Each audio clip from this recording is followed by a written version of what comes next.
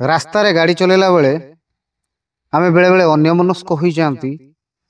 କିଛି ଯୁବକ ଏମିତି ଅଛନ୍ତି ଯେଉଁମାନେ ଭାରି ରଫ୍ ଡ୍ରାଇଭିଂ କରନ୍ତି ଏବଂ ରାତିରେ ଡିପର ନ ମାରି ଆମେ ହେଡ଼ଲାଇଟ୍ରେ ଅନ୍ୟର ଆଖିକୁ ଖରାପ କରିବାରେ ବି ଆମେ ଗୋଟେ ପ୍ରକାର କାମ କରନ୍ତି। ରାସ୍ତାରେ ଯିବା ବେଳେ ବନ୍ଧୁ ଆମେ ଯେତିକି ସଚେତନ ହେଇକି ଯିବା, ଅନ୍ୟମାନଙ୍କୁ ମଧ୍ୟ ସେତିକି ସୁରକ୍ଷିତ ଭାବରେ ଯାତାୟାତ କରିବାର ଆବଶ୍ୟକତା ଅଛି। ଯେମିତି ମୁଁ କହୁଛି ଗୋଟେ ସ୍କୁଟି, ଆପଣମାନେ ସ୍କୁଟିର ଗୋଟେ କଥା ଦେଖନ୍ତୁ। ସ୍କୁଟିର ଏଇ ଗୋଟେ ଷ୍ଟାଣ୍ଡ, ଏଇଟାକୁ କୁହାଯାଏ ଲେଡିଜ୍ ଫୁଟରେଷ୍ଟ। ତ ଏଇ ଲେଡିଜ୍ ଫୁଟରେଷ୍ଟ ଯଦି କେହି ବସି ନାହାନ୍ତି ତ ଏଇ ଜାଗାଟା ଆପଣଙ୍କର ଖୋଲା ରହିଲା। ମାନି ନିଅନ୍ତୁ ଗୋଟେ ଗାଡ଼ି ଅଛି, ଜାମ୍ରେ ଆପଣ ଯାଉଛନ୍ତି, ଯାହାର ଗୋଡ଼ ଏମିତି ବାଜିବ ସେ ଗୋଡ଼ କଟିଯିବ କିମ୍ବା ସେ ଗୋଟେ ହାଡ଼ ଭାଙ୍ଗିଯିବ। ଏଇଟା ଏତେ ଧାରୁଆ ଟାଇପ୍ର ଥାଏ।